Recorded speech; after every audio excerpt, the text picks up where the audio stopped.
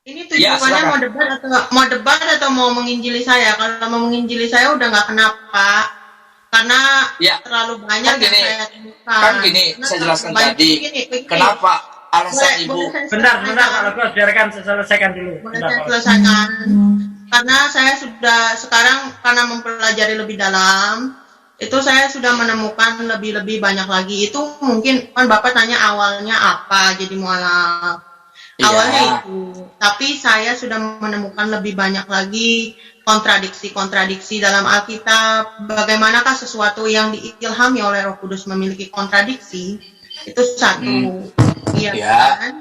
Lalu juga Bapak kalau mau misalkan mau debat masalah Tritunggal, debatlah dengan sesama Kristen dulu. Jadilah membuat suatu persatuan yang kuat antara sesama Kristen. Kalau bisa bersatu sesama Kristen barulah menginjili agama lain. Kak, itu sebenarnya masalah tentang keputusan pribadi. Jadi kalau masalah di intern masing-masing, sebenarnya semua agama ada yang perbedaan masing-masing. Saya nggak masa heran seperti itu. Jadi begini, saya kan hanya tadi mengingatkan ibu tentang alasan ibu malah karena kan kebingungan ibu tentang Tritunggal. Saya mau jelaskan.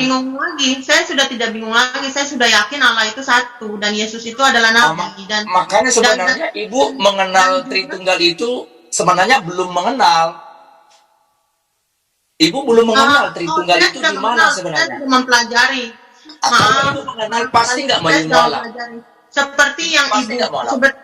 Seperti yang Bapak bilang. Saya mualaf karena banyak alasan, Pak.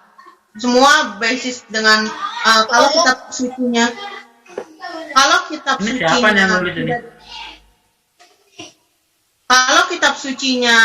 itu kalau kitab sucinya benar, saya tidak akan mempertanyakan. Masalahnya kitab sucinya pun banyak kontradiksi antara satu dengan yang lain. Apa yang dianggap kitab suci pun kontradiksi. Iya kan? Ya, karena ibu kan belum mendengar penjelasan. Karena ibu belum bertemu dengan orang yang bisa menjelaskan dengan benar. Menjelaskan perbedaan agama Kristen. Menjelaskan di mana agama Kristen. Pengajaran yang ada di dalam Alkitab bukan Kristen. Kita bicara tentang kebenaran. Saya sudah belajar Alkitab, Bapak. Maaf, saya sudah belajar. Kalau ibu belajar Alkitab yang benar, pasti nggak jadi mualaf. Oh, banyak Bapak yang akhirnya saya tahu soal mualaf yang tunggu Bapak, saya belum selesai Pak. Jangan dipotong Pak. Tolong Pak. Silakan. Ada seorang pendeta yang dikirim ke Israel untuk belajar agama malah jadi mualaf. Itu hanya Karmelit Monk, Bapak tahu itu kerjanya tiap hari belajarin Alkitab, akhirnya jadi mualaf. Kalau kesasar seperti itu sih yang apalah ya, mungkin teman-teman tahu kesasar seperti itu. Biarkan dulu selesai Pak Lukos, biarkan dulu selesai. Silakan, biar tidak tumpang tindih. Silakan Bu Aisyah. Iya, jadi banyak sekali Kristen-Kristen yang menjadi mualaf, bahkan yang sudah belajar Alkitab bertahun-tahun, banyak yang sudah jadi pendeta jadi mualaf juga ada, Pak. Jadi Bapak mau menginjili saya, ya mungkin udah nggak kena, Pak. Coba injili yang pendeta-pendeta yang udah pelajari ilmu agama, atau juga Karmelit Monk Katolik yang sudah mempelajari ilmu agama. Kalau saya nggak ketemu orangnya. Kalau ketemu saya akan bicarakan. Maka saya cari di sini siapa yang mualaf. Saya cari orang mualaf memang. Kenapa mereka meninggalkan imannya? Saya sih, ya itu tetap keputusan masing-masing. Saya kan nggak mungkin memaksa. Cuma kan gini. Bagaimana kalau Bapak menginjili Kristen-Kristen yang nggak pernah ke gereja?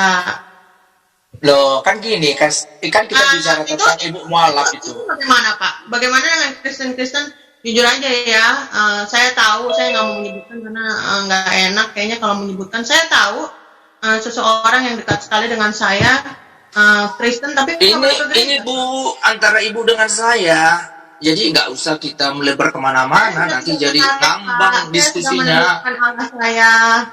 Makanya saya mau jelaskan versi yang belum pernah ibu dengar tentang Yesus. Selama ini kan yang ibu dengar versi berbeda-beda Pak. Bagaimana saya tahu versi Bapak adalah yang benar? Versi yang ini sesuai dengan apa yang tercatat dalam Alkitab.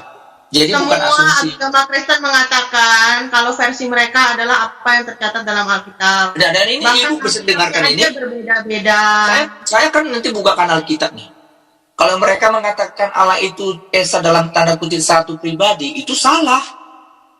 Itu salah itu orangnya. Karena Yesus mengatakan dia dan Bapa itu kata satu itu bukan pribadi, karakteristiknya ya. Nah, jadi kalau bicara satu itu bukan itu. Pada saat Yesus disalib, Yesus berkata apa, Pak? Eloi, Eloi lama sabatani. Bapak kenapa Bapak meninggalkan? Itu berarti pribadi yang berbeda memang. Bapak. Bukannya kenapa dia harus berseru kepada bapaknya kalau dia adalah kalau memang dia adalah Tuhan, kenapa dia harus berseru kepada bapaknya? Ibu kan nggak ngerti dulu apa arti Tuhan. Makanya konsep pikiran teman-teman Muslim itu terbentur. Kenapa? Karena paham mereka Tuhan dengan sekarang dan Tuhan pada zaman Yesus ada itu beda. Tuhan dan Tuhan itu kan sama pada zaman Yesus, artinya kurios. Itu bukan gelar untuk pencipta, untuk seseorang pribadi yang sangat dihormati, dan itu bisa dikenakan kepada manusia. Bapak celebrate Christmas? Kalau bagi saya, mau Natal nggak Natal, no problem, karena saya percaya Yesus pernah lahir. Bapak celebrate Christmas? Saya mau saya kerjakan boleh, saya nggak masalah, netral. Ya, bukan, netral. Bapak celebrate kelahiran Yesus? Saya netral, Bu. Ngerti netral? Bapak celebrate kelahiran Yesus enggak? Kan saya bilang saya netral, mau saya rayakan bisa, mau saya tidak rayakan nggak apa-apa. Ada celebrate atau tidak celebrate? Karena begini, kenapa saya bilang begitu? Karena Yesus nggak ada perintahkan merayakan ulang tahunnya. Cuma kalau kami merayakannya untuk bersyukur saja, alasannya, oh Yesus pernah lahir. Bapak celebrate-nya kapan? Setiap hari, Bu, saya setiap hari.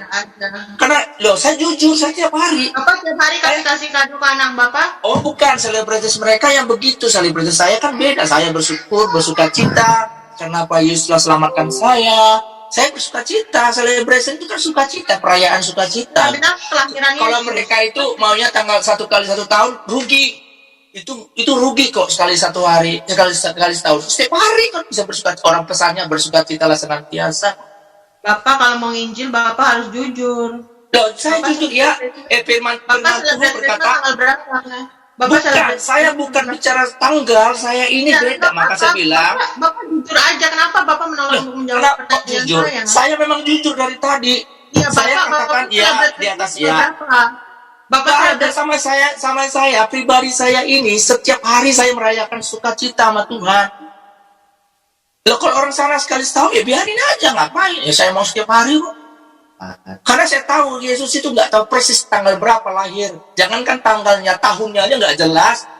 Boro-boro tanggal bulannya Bapak kurang belajar. Bapak kurang belajar. Bukan kurang, justru kalau orang belajar, justru orang belajar nggak begitu, Bu. Karena kita kalau orang belajar, kalau justru belajar dia tahu tuh secara sejarah tidak bisa membuktikan memang tanggal berapa Yesus lahir. Itu kan justru kenapa orang belajar, Bu. Orang yang tidak belajar ngikut-ngikut. Nah itu yang ngikut-ngikut. Kalau Bapak tahu, Bapak selebrasinya kapan? Saya mau nanya. Bapak saya selebrasi secara pribadi ya setiap hari. Kalau secara umum saya nggak mau ikut-ikut. Secara umum bersama dengan saudara-saudara seiman. Bapak setiap hari, Bu. Jadi Bapak tiap hari bilang orang Merry Christmas? Loh, mengapa saya mengucapkan Merry Christmas? Kan saya inti Merry Christmas kan merayakan ulang tahunnya Yesus kan itu. Bapak tidak jujur. Bapak tidak jujur. Justru saya pelajari Yesus tidak pernah memerintahkan merayakan ulang tahunnya. Sudah. Iya, benar. Itu benar. Betul. Karena saya belajar, makanya saya nggak merayakannya harus tanggal 25. Kenapa? Karena memang sejarah membuktikan yang saya pelajari tidak pernah bisa ditemukan. Jangankan tanggalnya, Bu, bulannya aja. Jangankan bulan, tahunnya aja nggak pasti. Jangankan tanggal, bulan aja, tahunnya nggak pasti. Nah, ada, Pak. Ada sejarahnya dan sudah diketemukan. Saya tahu, saya baca semua sejarah-sejarah itu, tetapi fakta membuktikan mereka cuma hanya mereka reka. Ya udah, kalau kalian percaya tanggal 25, rayakan kalian di situ sama saya. Setiap hari saya merayakannya karena saya bersuka cita. Saya tidak merayakan tanggal 25, Pak. Kalau ibu kan tanyakan selebrasi saya kapan? Setiap hari. Nah, terus mau bilang Ya, apa lagi? Tuhan memberkati Bapak. Gimana mau saya bilang? Oke lah, nggak apa-apa lah, oke Bu, nggak apa-apa. Kita nggak usah pasang kali ya kan, ini namanya dia diskusi. Oke lah, teman-teman di grup ini kita boleh ganti topik kemana terserah. Bang Angga itu ada Sivana tuh lagi Mbak Sivana lagi resen. Tolong dipindah lanjuti. Monggo Mbak Sivana, silakan apa yang mau disampaikan. Mbak Sivana, dibuka mute-nya.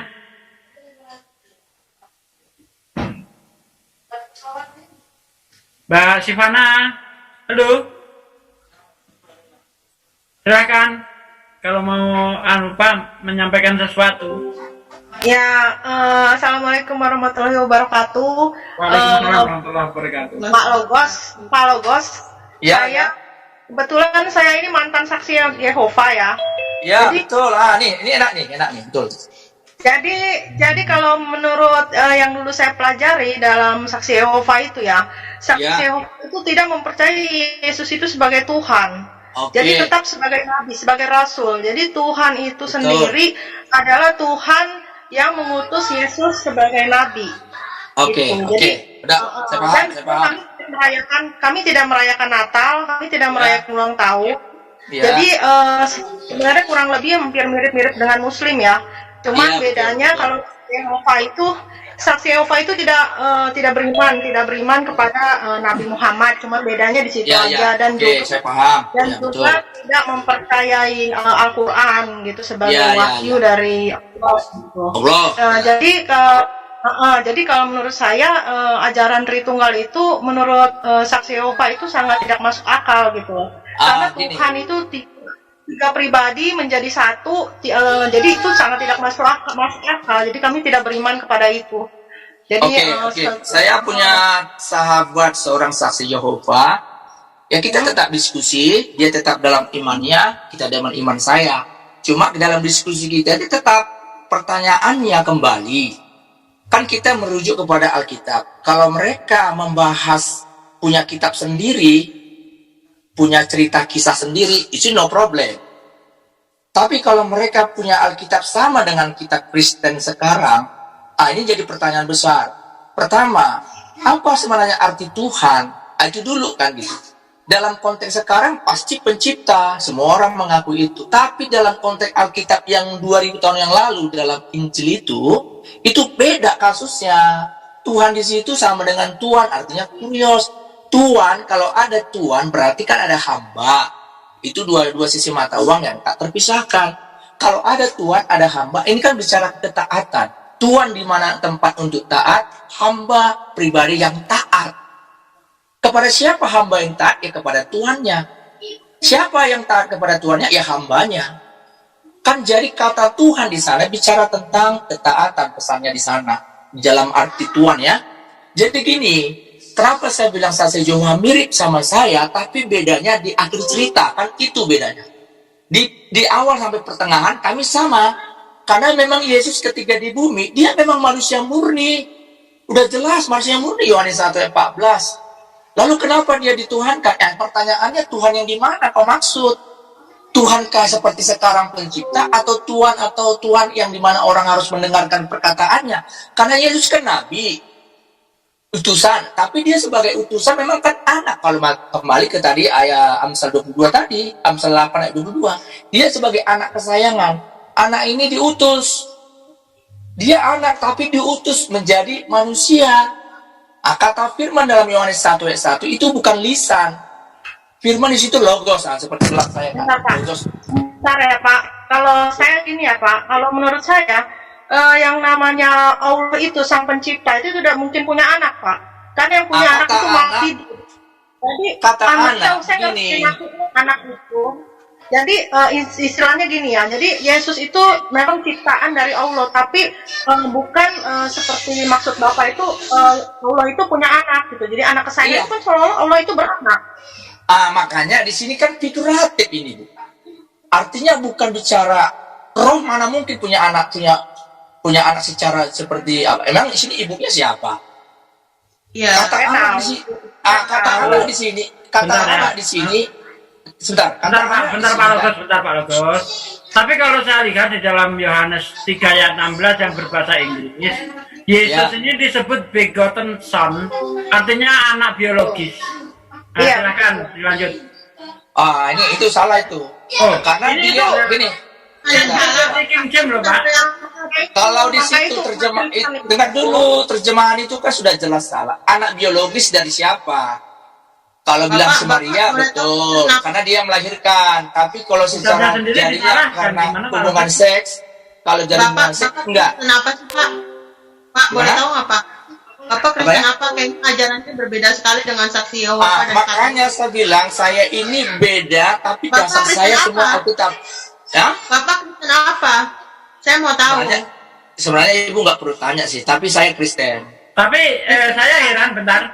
Saya heran dengan Pak Logos ini lebih mirip ke Yehova, saksi Yehova. Betul. Karena Makanya Pak makanya saya Logos bilang- mengatakan bahwa Yesus itu ciptaan sama seperti Iya. yang dikatakan saksi Yehova. Yesus itu Betul. walaupun ciptaan dia Bedanya- cipta. Makanya Ya. gini, bedanya, akan perlu saya jelaskan, saya singkat aja ya. Bedanya mereka mempercayai Yesus sama seperti Muslim, sebatas nabi, utusan. Pertanyaannya kan ketika manusia itu, kan batasnya sampai manusia. Tapi setelah dia mati, kan sudah lain ceritanya lagi. Oh, Ada ya, loh. lainnya di situ ya. Karena ada Itu ceritanya lainnya. lagi setelah dia mati. Bangkit, kan ada lagi kisah dia. Makanya Petrus, saksi mata, murid rasul yang dipilihnya langsung, berkata, ditulis dalam kisah 2 ayat 36. Pernah baca nggak tuh kisah 2 ayat 36? Saya buka ya.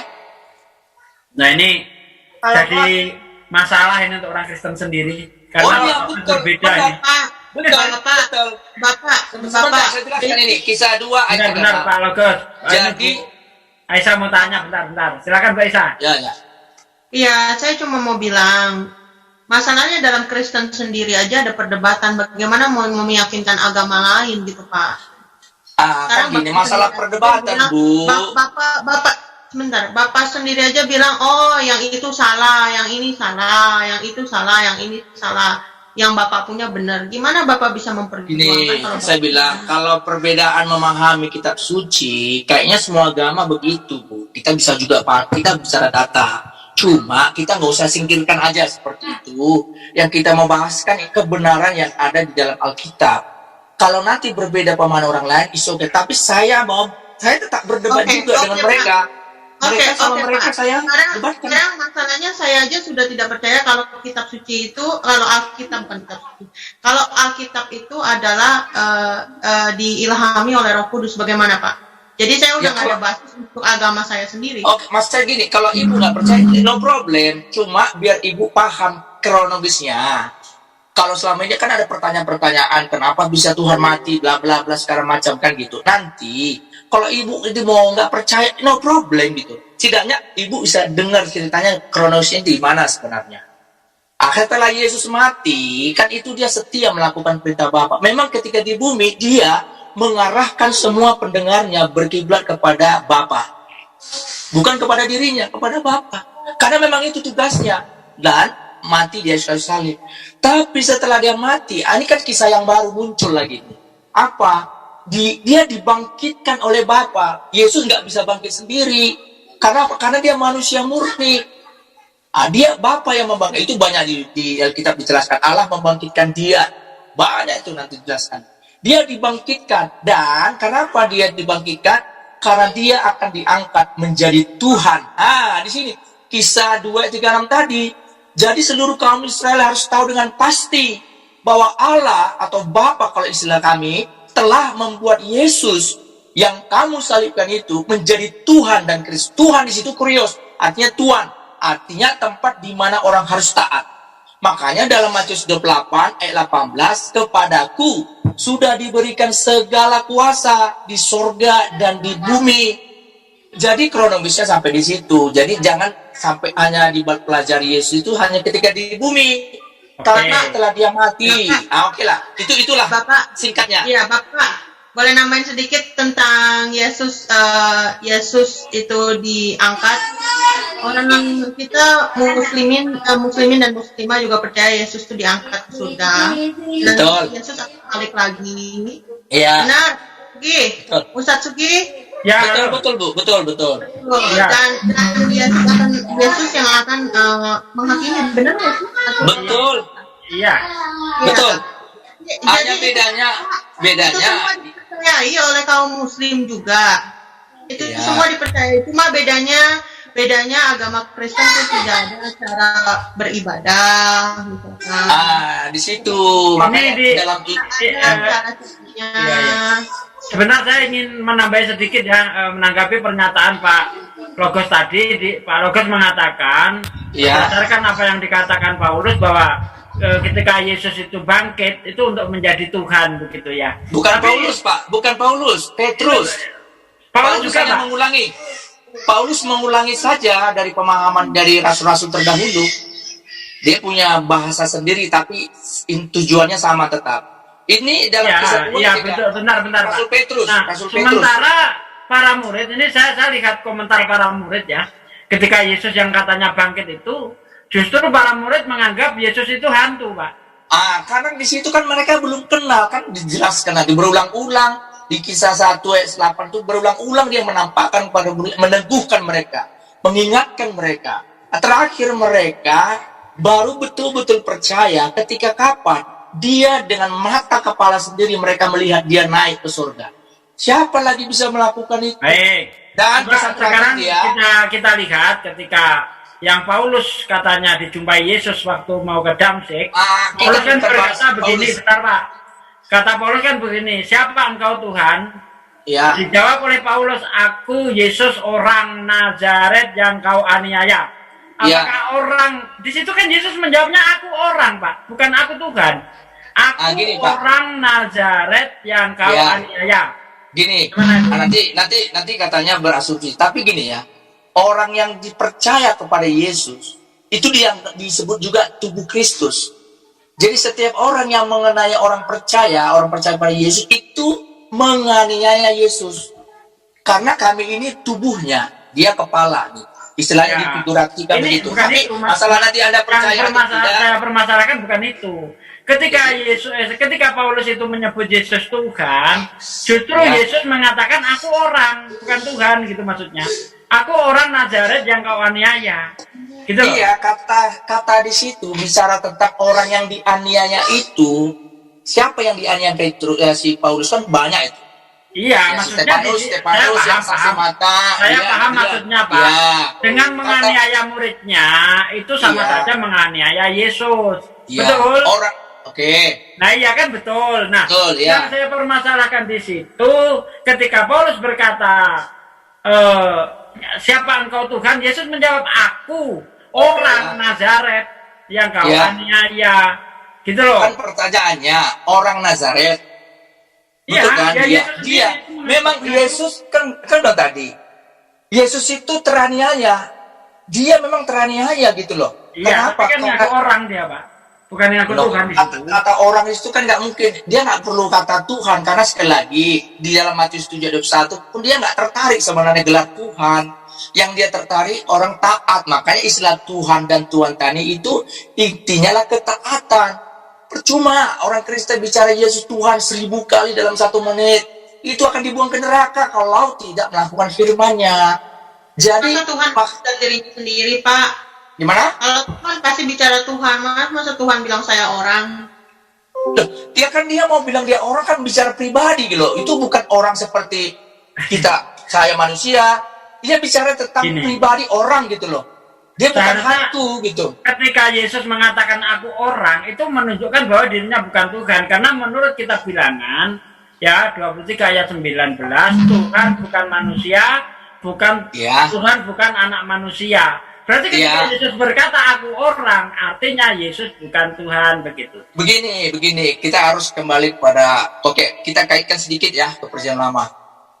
Di situ belum ada bicara tentang Yesus menjadi manusia.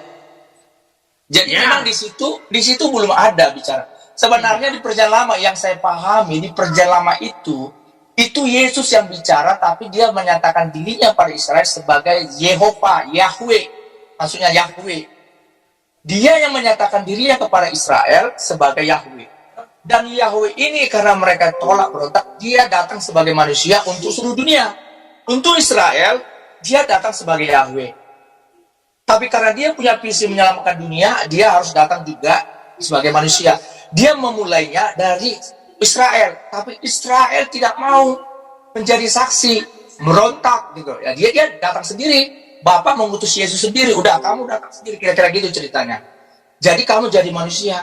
Jadi kata yang jelas tadi saya bilang tadi dalam Kisah 2 ayat 36, sekali lagi kata Tuhan di situ bukan berarti di zaman dulu ya, di zaman itu ya, bukan pencipta tapi gelar kehormatan yang dimana ketika orang mengatakan dia Tuhan atau Tuhan itu sama aja karena bicarakan bentuk ketaatan artinya. Jadi kalau masalah kata Yesus itu aku orang yang kamu aniaya, itu kan bicara aku nih pribadi yang kau aniaya, itu orang itu bicara bukan manusia, itu bicara pribadi. Tapi oke, kembali kepada teman-teman kalau memang di sini. Oke. Jadi gini Pak, bentar ya Bu Aisyah ya, nanggapin sedikit aja. Kalau memang Yesus itu, ini kalau di dunia kita nggak ada masalah ya, kita sama-sama mengakui Yesus itu nabi. Nah yang jadi masalah itu kan nanti setelah dia naik ke surga bahwa dia itu adalah Bapak itu sendiri, begitu maksudnya Pak? Bukan, kan sudah jelas. Kepadaku waktu dia naik ke surga, kan ini kan sudah dibangkitkan itu ya. Ini kan kisah sudah dibangkitkan ya. Iya. Terakhir dia di bumi, dia sebelum naik, dia berpesan kepada semua murid-muridnya. Itu sangat penting. Pesan terakhirnya, kepadaku sudah diberikan. Pertanyaannya kan berarti sebelumnya gak ada kuasa di langit maupun di bumi itu. Gak ada kuasa lagi. Kenapa? Karena dia yang dulu punya kuasa mencipta langit dan bumi menjadi nol ketika jadi manusia. Cuma dari mana mujizat yang dilakukannya ketika di bumi? Makanya dia diurapi dengan Roh Kudus. Mencipta langit dan bumi menjadi nol. Jadi ketika di bumi. Saya udah paham maksud Bapak itu. Jadi nanti setelah di surga itu yang berkuasa kan Yesus, begitu maksudnya. Betul, kan? jadi ya. Oke. Coba kita lihat di dalam Matius 20 ayat 20 sampai ayat 23 itu kan sangat jelas sekali ketika Matius berapa tuh maksudnya? Matius berapa? Matius 20 ayat 20 sampai ayat 23 lah kalau nggak salah itu. Matius 20 sampai ayat 23. Dari Matius 20 ayat 20 gitu. Matius 20 ayat 20 sampai 23. Oke. Coba di apa di situ? Maka datanglah ibu anak-anak Zebedius itu ya. Benar Pak. Saya terangkan maksudnya nanti Bapak biar apa. Nah, di dalam Matius 20 ayat 20. Saya baca dulu Bu. Nanti jangan dulu. Nanti Bapak silakan bantah aja. Berdasarkan ayat ini ya, ayat ini, Ibu Zebedius ini kan minta kepada Yesus supaya meletakkan anaknya di sebelah kanan dan kirinya. Dijawab oleh Yesus mengenai hal itu, aku tidak punya hak. Karena siapa yang duduk di sebelah kanan dan kiriku itu Bapakku lah yang menentukannya, kan seperti itu. Berarti ketika Yesus itu di surga, berdasarkan ayat ini Yesus tidak punya kuasa. Buktinya dia tidak bisa mendudukkan anak Zebedius di sebelah kanan dan kirinya. Kan gini, saya jelaskan kan, ini konteksnya kan masih manusia dia. Makanya tapi ini berbicara nanti Pak. Terjebak di sana nih. Memang betul konteksnya sebagai manusia, tapi kan ini berbicara nanti. Bukan, kan gini, nanti itu kan harus dia dulu punya otoritas. Kalau sudah punya otoritas, dia yang punya hak. Kan masih katanya di situ, Bapak lah yang menentukan gitu kan. Nanti setelah itu Tuhan Bapa tentukan lewat apa? Yesus. Makanya segala kuasa sudah diberikan kepadaku. Berarti sekarang Yesus yang menentukan siapa yang bisa masuk surga, siapa yang nanti enggak gitu. Padahal ayat itu jelas sekali loh ya. Ayat itu nanti, ini kalau kita baca ya dari ayat, Yesus berkata kepada mereka, cawanku memang akan kamu minum, tetapi hal duduk di sebelah kananku dan di sebelah kiriku, aku tidak berhak memberikannya. Betul. Nah, itu akan diberikan kepada orang-orang bagi siapa Bapakku telah menyediakannya. Iya. Berarti Yesus, Bapaknya Yesus di situ yang berkuasa gitu loh Pak. Iya, makanya kan gini, kan kita harus pelajari secara kronologis ya. Oke, ini saya nggak sangkal, dan ini memang benar gitu. Ini pernyataan Yesus, dia manusia loh. Dan Bapakku yang menentukan, katanya kan. Sekarang Bapak itu yang menentukan, ketentuan itu sudah diberikan Bapa kepada Yesus. Jadi sekarang Bapa yang menentukan lewat Yesus, karena pada Yesus sudah diberikan segala kuasa. Jadi yang menentukan sekarang itu Yesus. Tapi lewat Bapa yang menentukan itu kepada Yesus. Paham nggak di pikiran? Berarti ada Jadi- otoritas yang lebih tinggi daripada Yesus kalau begitu, Pak. Betul ya, benar. Bapa Udah, lebih kalau tinggi. begitu. Oke, sip. Udah selesai, Pak. Oke ya, gitu ya. Ya udah, Oke udah, ya. udah. Oke. Sip. Yang lain, silakan. Kalau kok- Mbak anu, siapa? Mbak Mualaf, Sivana silakan. Kalau gue saya mau nanya, Bapak Iya. pakai Tritunggal nggak? Maka saya bilang tadi, istilah Tritunggal kan istilah manusia. Tapi bagi saya nggak ada masalah. Bapak sebagai pengikut Yesus kan berarti kan? Bapak mengaku Betul. sebagai. Nah, sekarang Ya. apakah Bapak sudah mengikuti apa yang Yesus ajarkan Sudah. dalam hal ibadah loh ya? Apakah Saya Yesus tanya. mengajarkan? Nah, sekarang gini, dengerin dulu. Yesus kan Ya, dulu ya. sebelum masuk ke Bait Allah, dia Ya. melepas kasutnya. Ya. Karena apakah orang Kristen semua melakukan seperti itu, seperti yang Yesus lakukan? Sekarang Kan yang ada di perintah Yesus. gereja-gereja itu yang ada ibadahnya itu nyanyi-nyanyi, loncat-loncat, teriak-teriak. Apakah Yesus dulu mengajarkan ibadah seperti itu? Saya tanya Sekarang dulu nih. umat Kristen aja ya, dengerin dulu Pak, saya belum selesai. Umat Kristen Iya, itu iya. tidak melakukan apa yang Yesus perintahkan, ya kan? Seperti yang ada di dalam hukum Taurat, seperti harus bersunat, tidak boleh makan babi, tidak boleh minum alkohol. Itu semua pengikut Kristus yang disebut yang mengatakan bahwa dia itu mengikuti Yesus, dia tidak melakukan seperti yang Yesus perintahkan gitu loh. Jadi semua yang Yesus perintahkan itu nggak dilakukan, tapi mereka mengaku sebagai pengikut.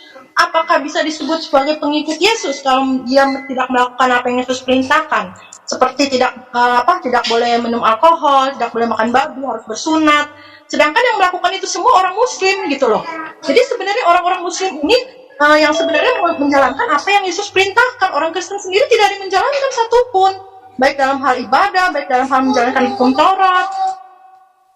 Jadi sekarang yang jadi pertanyaan pada saya Muslim, saya berpikir sedangkan kitab sucinya aja itu banyak ayat-ayatnya yang kontradiksi ya. Banyak Iya. ayat-ayat seperti di Kidung Agung, ya kan, seperti di Yehezkiel itu banyak kata-kata seperti itu. Dan itu ketika saya menjadi seorang saksi Yehova itu tidak pernah diungkap kata ayat-ayat seperti itu. Jadi penatua-penatua itu tuh sangat pintar sekali menutupi kebobrokan kitab suci yang disebut kitab suci itu.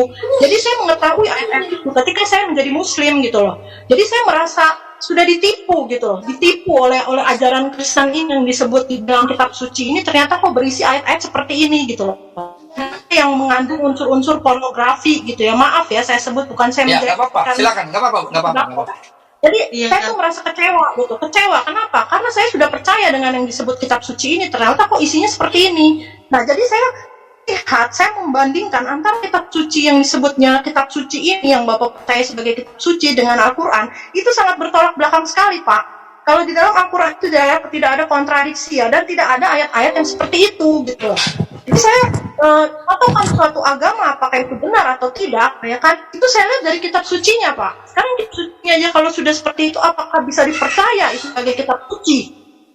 Ya kan? Yang namanya kitab suci itu berisikan firman dari Allah, harus berisikan kata-kata yang suci. Tidak ada kata-kata seperti yang ada di ayat-ayat yang ada di Biblos gitu loh. Nah, dari situ saya langsung berpikir ulang untuk maksudnya percaya lagi dengan ajaran-ajaran yang ada di kitab suci itu, yang di Biblos itu. Jadi saya juga berasa memang hanya Al-Quran saja yang tidak ada kontradiksinya gitu loh. Bapak pernah dengar video Dr. Zakir Naik nggak? Kalau di situ ya beliau sudah menyelidiki seluruh kitab suci yang ada di seluruh dunia ini ya, dari semua agama, dan beliau itu menemukan bahwa hanya Al-Quran yang tidak ada kontradiksi di dalamnya gitu loh. Semua kitab suci dia sudah selidiki semuanya. Jadi hanya Al-Quran Fokus. ada kontradiksi gitu loh.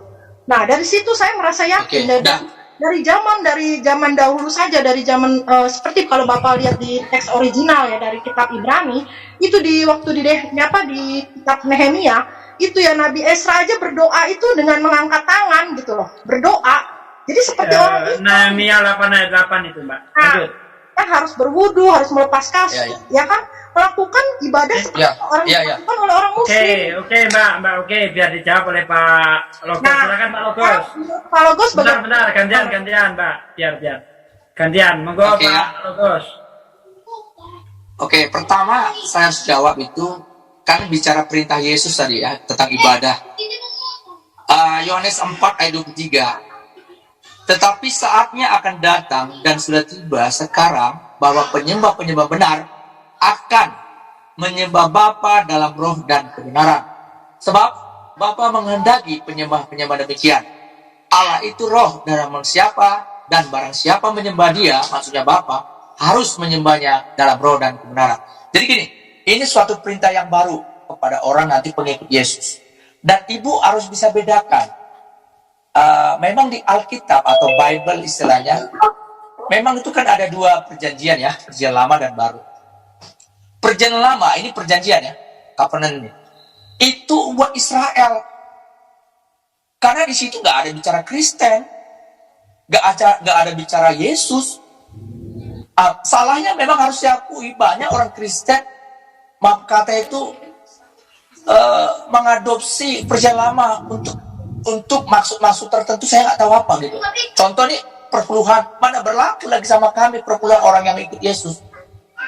Contoh ya. Karena perjanjian lama sekali lagi, yang dalam ini perjanjian ya, itu buat Israel. Jadi yang buat kami itu apa yang diperkatakan Yesus.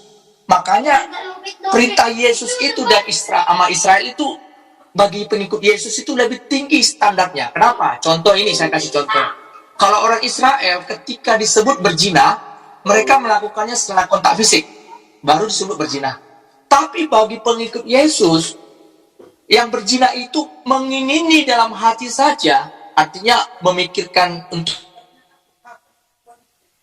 berhubungan seks gitu, itu sudah berzina. Yang kedua, contoh yang kedua, dalam Israel membunuh itu harus memang membuat orangnya itu mati gitu. Itu disebut membunuh. Dalam pengikut Yesus, membunuh itu nggak sampai seperti itu. Membenci saja dalam hatinya tentang seorang, itu sudah membunuh.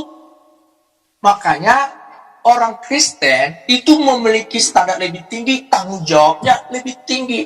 Makanya kami ini sebenarnya nggak main-main, karena standar kami lebih tinggi yang diberikan Yesus. Jadi kata menyembah ini beda. Israel memang diatur perjanjian dalam liturgi mereka itu beda-beda. Dalam liturgi beribadah gimana, berhubungan sesama gimana, ini semua lengkap semuanya. Dan kami ini menyembah dalam roh. Gantian. Sip. Ke Bang James, silakan Bang James, ini udah resign dari tadi. Silakan Bang James, mau menanggapi atau ada pernyataan? Bang James? Oke. Silakan Bang James. Halo? Ya, halo. Lanjut. Ya, siap. Terima kasih banyak ini Pak Sugi. Jadi intinya fokus saya begini loh, dengan Pak siapa ini, Pak Logos ya, atau Pak Rema ya. Ya. Intinya fokus masalah kata anu saja, kata Tuhan saja, ya. Tuhan dan Yesus. Tuhan.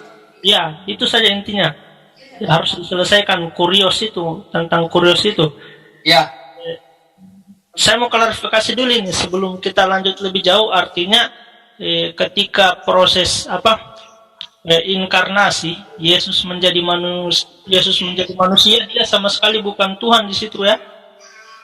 Maksudnya Tuhan dalam definisi saya, bukan definisi Pak Logos, begitu Pak ya? Ya.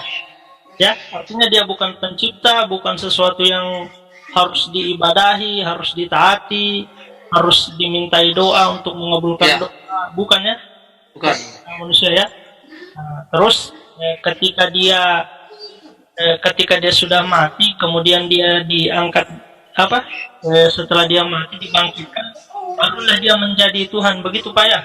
Bukan menjadi, diangkat menjadi Tuhan. Ya, diangkat menjadi Tuhannya Oleh Bapa. Ya. Ya. Saat diangkat menjadi Tuhan, berarti ada berapa Tuhan itu totalnya Pak? Satu. Hanya Yesus. Berarti Bapa sudah tidak jadi Tuhan lagi? Ya, bukan. Orang semua sudah diserahkan sama Yesus kok. Oh, berarti Bapa sudah tidak Tuhan lagi. Aduh. sudah tidak ada lagi Tuhan Bapa, begitu ya? Di mana? Berarti Tuhan Bapa sudah tidak ada lagi ya ketika diangkat. Tidak ada gimana maksudnya? Maksudnya tidak mempunyai otoritas apa-apa lagi, tidak Iya. maha kuasa. Ya, betul. Karena kalau Matius 28 ayat 14, Jadi jabatan Tuhan diwariskan. Ya, diberikan semua kepada Yesus. Ya kita bicara itu apa adanya gitu loh. Saya nggak mau nambah-nambah. Karena itu Alkitab catat. Kalau Gus, Ya, makin baku ngomong. Inilah senangnya Pak Logos, apa yang kata ada di situ disebutkan ya. lanjut saja Bu, tidak masalah. Maksudnya alhamdulillah juga Pak Logos ini orangnya bukan tipikal orang penghujat apa. Artinya kita bisa explore lebih dalam tentang apa yang dipikirkan oleh Pak Logos ini. Beda dengan orang-orang lain yang masuk ke channel ini biasanya kan.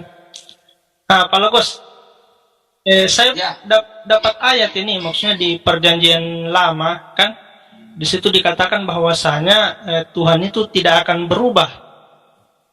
Nah, kalau seandainya misalkan dia sudah tidak bisa berbuat apa-apa lagi, itu artinya berubah dong. Nah, kemudian ketika dia misalkan tidak diangkat menjadi Tuhan kan, sebelum menjadi Tuhan, kemudian dia jadi Tuhan, itu artinya berubah dong. Oke, iya betul. Nah, berarti kontradiksi dengan ayat yang di Perjanjian Lama itu, Bang. Ya, sambil Abang jelas. Yesaya 43 ayat 10-11. Ya, bagaimana bunyinya itu, Pak? Ya. Engkau saksi-saksiku sejak dahulu kala. Engkau tahu, ini intinya saja ya. Engkau tahu bahwa akulah Tuhan, tidak ada Allah lain selain aku, tidak ada Allah terbentuk sebelum aku, tidak ada Allah terbentuk sesudah aku. Ya. Akulah Allah juru selamatmu. Nah, itu ya. Yesaya 43 ayat berapa? Di share 11, Pak. screen, mantap Pak Sugi. Hah? Share screen aja, Pak. Nah, saya hafal jadi nggak perlu share screen. Tidak, Mas.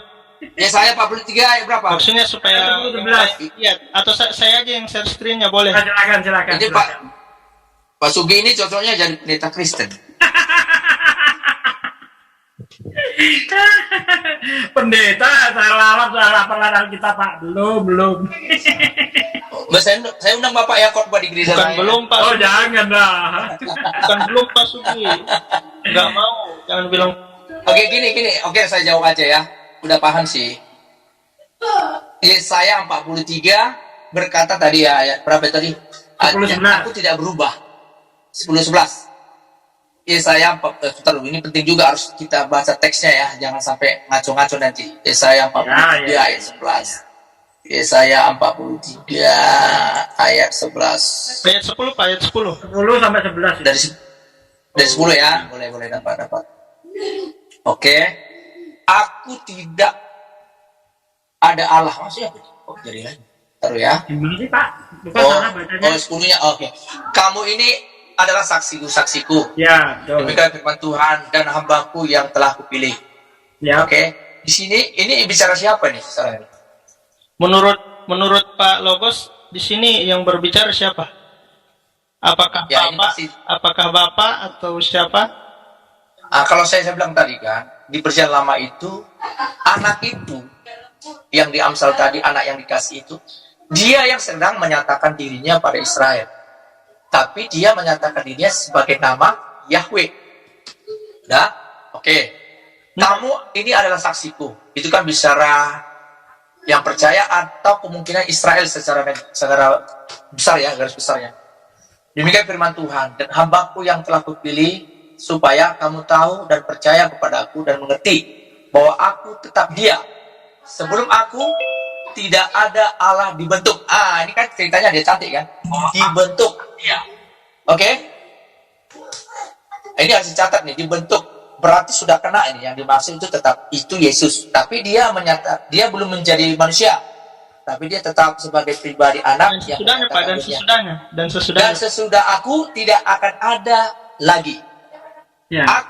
Akulah Tuhan, tidak ada juru selamat selain daripada aku. Akulah yang memberitahukan, menyelamatkan dan mengabarkan, dan bukannya Allah asing yang ada di antaramu. Kamulah saksi-saksiku, demikianlah firman Tuhan, dan akulah Allah.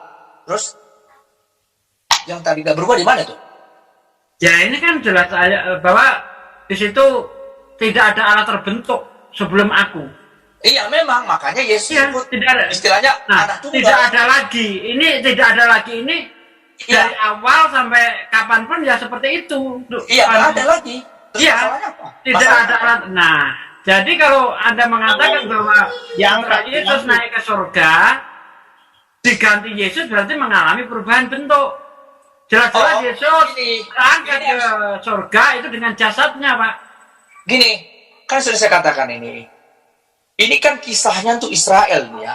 Nah, ini penting, ini sangat penting karena supaya jangan ngambang nanti kita ketika masuk ke perjanjian baru. Karena tetap harus diakui perjanjian baru itu relasinya ada di perjanjian lama. Ada kaitannya, tapi bukan untuk diimani. Kami perlu pelajari, tapi tidak diimani. Karena harus kita tahu latar belakang Yesus itu siapa gitu. Kenapa dia bisa menjadi Tuhan, nah, itu seterusnya. Jadi gini, sebelum aku tidak ada Allah dibentuk. Ingat ya, dibentuk gitu. Artinya, dikata dibentuk kalau saya lihat di bahasa aslinya. Yatsar ya. From. Kalau dalam bahasa Inggrisnya juga disebut from. Patient, maker, frame, make, former, earthen, ada seterusnya. Oke. Kamu adalah saksi, biarlah dengarkan. Kamu adalah saksiku, dibikinlah firman Tuhan dan hambaku yang telah kupilih supaya kamu tahu, percaya padaku, mengerti bahwa aku tetap disuruh, aku tidak ada Allah lain dibentuk. Tetapi dia sebelum aku tidak ada Allah dibentuk dan sesudah aku tidak akan ada lagi. Ini kan setelah ini kan bicara ini kan roh ini ya. Karena ini bukan bicara Allah ini sini enggak bukan punya fisik. Iya. Roh. Ya, dalam terjemahan itu kan ruah yang artinya ini kan seperti angin. Artinya dia pribadi yang hidup tapi dia nggak bisa dilihat karena roh seperti angin tapi bisa dirasakan. Karena dia punya pikiran, perasaan gitu. Jadi yang dibentuk di situ pribadi dia itu loh. Bukan tubuh. Ketika dalam perjanjian baru pribadi dia itu nggak ada lagi selain dia. Karena makanya Yohanes 3:16 anak tunggal kan satu-satunya gitu loh. Itu kalau yang berbicara di sini nih Yesus, Bapa atau Roh Kudus. Yesus kan sudah saya jelaskan di perjanjian lama. Berarti itu Yesus yang menyatakan dirinya sebagai Yahweh. Berarti begini Pak ya, berarti Ya. perhatikan. Dan sesudah aku tidak akan ada lagi. Berarti sesudah Yesus tidak ada lagi Bapak, tidak ada ya Roh. Bukan, maksudnya ya nggak ada lagi yang kedua dibentuk itu loh. Iya kan yang pertama siapa tadi menurut Bapak? Yesus. Nah, setelahnya tidak ada lagi. Setelah itu nggak ada lagi, artinya nggak ada lagi yang Yesus kedua gitu loh. Bukan, tidak di situ Oke, kita baca, kita ulangi. Kamu inilah saksi-saksiku demikianlah firman Tuhan dan hambaku yang telah kupilih, supaya kamu tahu dan percaya kepadaku dan mengerti bahwa aku tetap dia. Sebelum Yesus gak ada Allah dibentuk. Sesudah aku tidak ada lagi. Bentar Pak, saya tanggapi Pak ya. Kalau Bapak mengatakan ini Yesus kayaknya kurang tepat. Kenapa? Sebab dikatakan di situ ada hambaku yang kupilih. Coba diturunkan dikit dong, nggak nampak ini ayatnya. Nah, kamu inilah saksi-saksiku, demikianlah firman Tuhan dan hambaku. Hambaku di sini Yesus ini Pak. Bukan. Nah, Anda lihat di dalam Matius, di dalam Matius 12 ayat 8 Pak. Bukan. Nanti coba di atas. Kita ke atas. Coba dilihat Matius 12 ayat 8 Pak. Enggak, dia di saya. Bentar ya. Saya 43 tadi ayat satunya. Iya. Tapi hamba di situ merujuk kepada Yesus. 12 ayat 8. Enggak, bukan. Benar saya baca Pak ya. Ya. Matius 12 ayat 18. Kok ayat 8? Ayat 18 ya saya bacakan.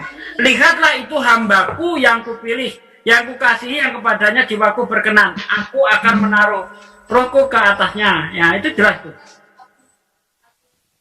Itu Matius berapa? Yesus. Matius. Nah, kalau kita baca dari ayat 18 lebih jelas lagi, Pak. Supaya genaplah firman yang disampaikan oleh Nabi Yesaya. Jelas? Ya. Supaya genaplah firman yang disampaikan oleh Nabi Yesaya. Lihatlah itu hambaku yang kupilih. Jadi hamba di situ Yesus kalau kita lihat di dalam Matius 12 ayat 18. Bisa dilihat. Coba Matius berapa tadi? 12 ayat 18. Matius 12. Dari ayat 17 dibaca, Pak. 17. Oke, sebentar. Ia dengan keras melarang mereka memberitahukan siapa dia, supaya genaplah firman yang disampaikan oleh Nabi saya. Lihatlah, itu hambaku yang kupilih, yang kukasihi, yang kepadanya jiwaku berkenan. Sip. Aku menaruh rohku ke atasnya, dan ia memaklumkan hukum kepada bangsa-bangsa. Oke. Sekarang ini nubuatan Yesaya yang mana ini? Ini kan Ya itu begini. tadi, kembali kepada Yesaya 43 itu. Lihat aja. Coba Yesaya 43 kita lihat. Apa bunyinya? Ya kalau Bapak menyangkal, tunjuk aja ayat mana yang Ya, berbicara itu. sebentar. Matius 15.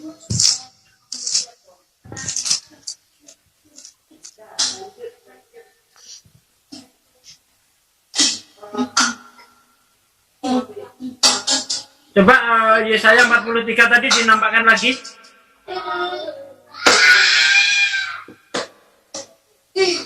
Biar kita gali ya, kita menafsir Bible ayat pakai ayat, tidak boleh pakai asumsi. Setuju Pak ya? Ya. Oke. Kamu inilah saksi-saksiku, demikianlah firman Tuhan, dan hambaku yang telah kupilih. Sama persis dengan yang di Matius. Nah, lihatlah itu hambaku yang kupilih. Lihat Pak di sini. Di sini. Dan hambaku yang kupilih, yang telah kupilih. Jadi di sini berbicara nubuatan akan Yesus sebenarnya ini. Jadi mustahil kalau ini adalah Yesus sendiri.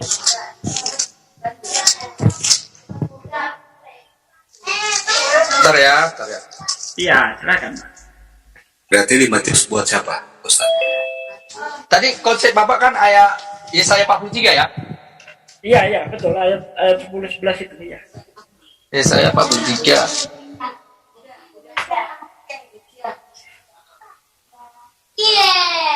Ayat 10-11. Oke, saya ulangi ayat 10 ya. Ayat 10 tadi. Ini nanti saya sedikit gali ya. Yesaya 43 ayat 10. Iya kan? Kamu adalah saksiku. Oke? Itu jelas, itu bicara tentang jamak ya. Iya. Kamu adalah saksiku. Jadi nggak dikatakan di situ kamu adalah saksiku. Karena itu penting. Karena yang Bapak maksud di situ sebenarnya bukan di Yesaya 43 ini, tapi Yesaya 42. Itu baru tepat. Ayat 1. Yesaya 42. Ayat 1 sampai 2 ya. Ayat 1 lah cocoknya. Oke. Lihat, ini hambaku yang kupegang, seorang pilihanku yang kepadanya aku berkenan. Aku telah menaruh rohku ke atasnya, supaya menyatakan hukum kepada bangsa-bangsa. Betul. Nah, jadi yang berbicara di sini bukan Yesus, Pak. Baik di 42, 43, itu Tuhan itu sendiri. Gitu loh, bukan Yesus di sini. Apalagi kalau kita lihat di dalam Yesaya 42 ayat berapa tadi? 45 kalau nggak salah. Tuhan menciptakan langit, membentangkan langit seorang diri. Berarti dia, bukan Yesus. Oke. Lanjut yang lainnya. Tapi oke. Cuma Yesaya 43 tadi. Bentar. Kita kasih kesempatan yang lain. Ini ada Bang Emil Padang, silakan Bang Emil. Bang Emil, dipersilakan. Nanti kepanjangan kalau sama saya, lain waktu aja sama saya. Bang Emil, gimana? Mungkin pengaruh SIM yang iya. Ustaz. Mbak Aisyah, Bu Yesaya. Mbak Aisyah mau menambahkan lagi, silakan Mbak Aisyah. Ini saya cuma mau nanya sama Pak Logos. Menurut Pak Logos apa arti? Kayaknya arti, karena Pak Logos bukan dari doktrin yang sama dengan saya dulu. Saya mau tahu Pak Logos mengartikan Matius 19 gimana? Putus-putus, Bu. Coba bisa diagak. Karena Oke, doktrin bisa kedengeran? Ya, oke, bisa. Karena kayaknya doktrin Bapak berbeda dengan doktrin saya dahulu. Saya ingin tahu apa pendapat Bapak tentang Matius 16 ayat 19. Matius Indonesia. 16 Matius 16 ayat 19 ya. Matius 16 ayat 19. Kepadamu akan kuberikan itu ya. Ya. Kepadamu akan kuberikan kunci kerajaan sorga. Apa yang kau ikat di dunia ini akan terikat di sorga, dan apa yang kau lepaskan di dunia ini akan terlepas di sorga. Ini ibu bertanya atau ibu sudah punya pengertian lain dengan ini? Saya punya pengertian sendiri dan saya ingin tahu pendapat Pak Logos apa. Baru saya bisa berbincang-bincang dengan Pak Logos. Kepadamu akan kuberikan kunci kerajaan sorga. Apa yang kau ikat di dunia ini akan terikat di sorga, dan apa yang kau lepas di dunia ini akan terlepas di sorga. Wah, ini jujur, saya sudah sering baca, cuma memang sampai saat ini saya belum berani berkata, memiliki statement dengan ini. Karena ini kunci agama Katolik, Pak. Itu kan asumsi lah, itu nggak bisa dibuat. Bukan asumsi. Ini ada dalilnya, Pak. Di mana? Itu kan dalilnya tadi yang Ibu Aisyah kasih lihat itu. Matius 16 itu dalil. Kok asumsi? Kepadamu akan kuberikan kunci kerajaan sorga. Itu kan bicara masih Petrus. Iya, benar. Terus hubungannya ke Katolik apa? Petrus, kalau Bapak tahu ajaran agama Katolik, inilah yang kunci kerajaan surga telah diberikan ke Petrus, yang artinya adalah Petrus adalah paus pertama, Pak. Kalau Itu kan terjemahan mereka yang mengartikan ayat itu. nah, mereka juga Di sini- Kristen, Pak. Mereka juga Bukan, Kristen, tapi sorry, Katolik bukan Kristen, hati-hati. Oke, saya nggak mau Bukan memperdebatkan Kristen. Katolik Kristen apa enggak. Bukan berdebat, ini perlu diluruskan. Perlu diluruskan, Katolik bukan Kristen. Nanti jangan sampai salah. Jadi jangan salah, Bapak. mereka, karena mereka pun tidak mengakui Kristen gitu. Jadi sorry ya, Oke. biar nanti jangan salah paham gitu.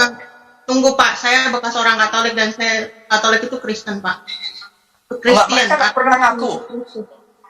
Enggak, tunggu sebentar Pak. Saya nggak mau mendebatkan masalah Katolik itu Kristen atau bukan. Saya mau membicarakan tentang ayat ini.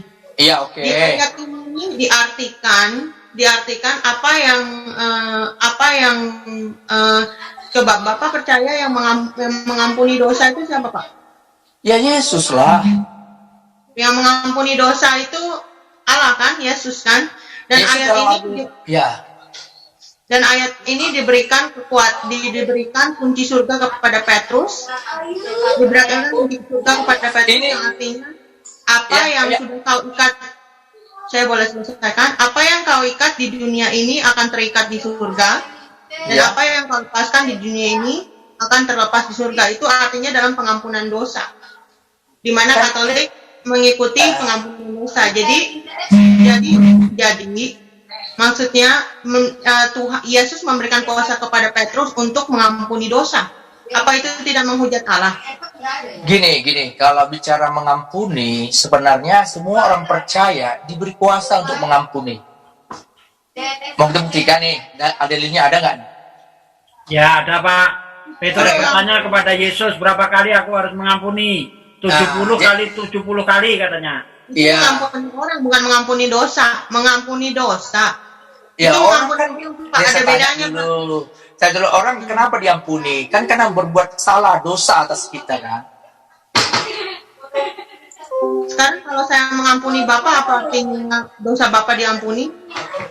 Yang punya Gimana? otoritas mengampuni itu cuma Allah, Pak. Yang punya otoritas untuk mengampuni itu cuma Oke, Allah. saya paham kalau Yesus itu juga nggak kan punya otoritas untuk mengampuni. kan gini, Anda kan bicara tentang yang Anda imani sekarang. Kalau Anda bicara tentang di Alkitab, orang percaya itu juga diberi otoritas mengampuni. Mengampuni orang, bukan mengampuni dosa, Pak. Mengampuni apa Loh. dulu? Bukan mengampuni dosa, Pak. Apa arti dosa itu? Kalau menurut Ibu apa arti dosa? Jadi kalau saya mengampuni Bapak, dosa Nggak, Bapak dulu. diampuni begitu. Dosa itu apa dulu menurut orang Ibu apa dosa? Ya dosa Dosa itu kita yang melanggar perintah Allah, Ya, Pak. kita berbuat Kan itu kan gini.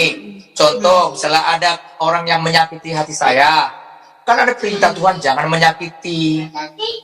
Kan seperti itu. Kan berarti dia melanggar firman Tuhan. Dia kan berdosa juga sama saya.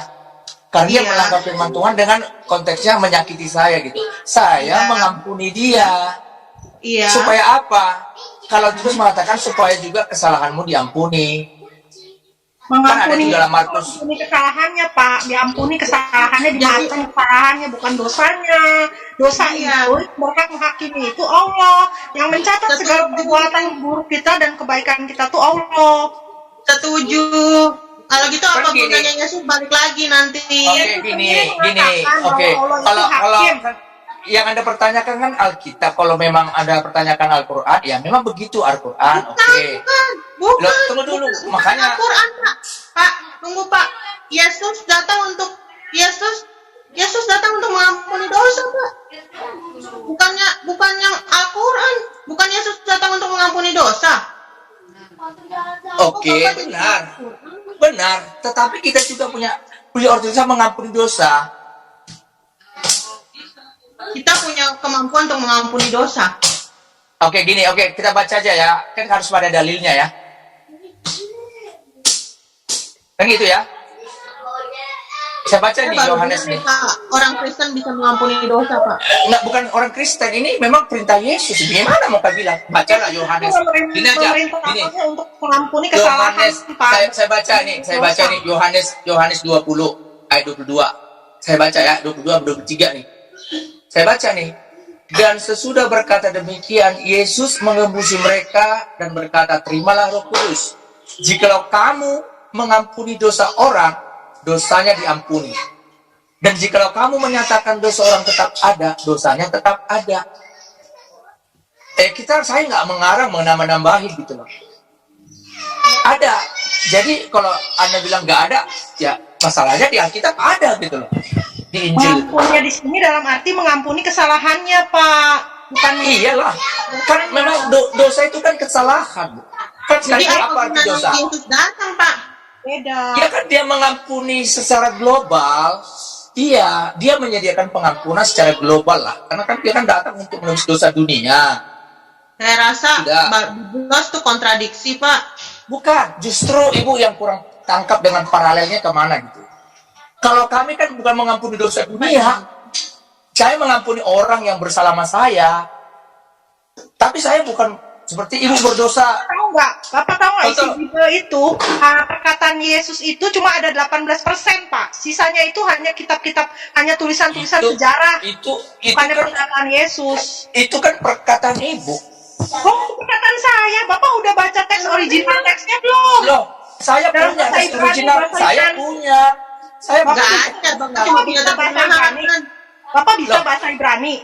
Bisa Bukan bahasa bicara Ibrani. bahasa gini. Oke, Kita sudah oke. ada lembaga Oke, kita. kasihan yang sudah resen dari tadi. Ya, berhenti dulu bentar.